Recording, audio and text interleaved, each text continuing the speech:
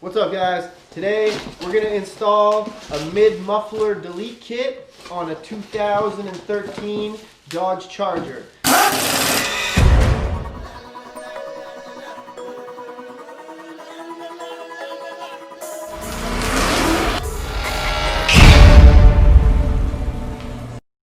And that's a 5.7 HEMI from the Pursuit model or Top Car version.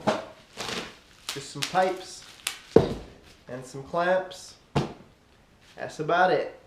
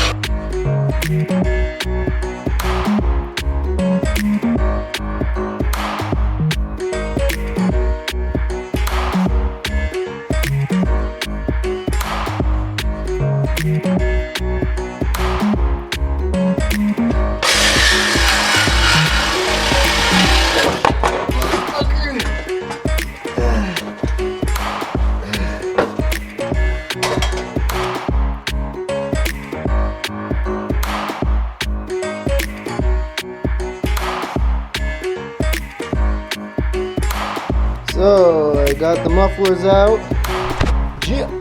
and I got the pipes all kind of fitted in there. They just need to be tightened up, and then the little cross member be put back in, and we're good to go.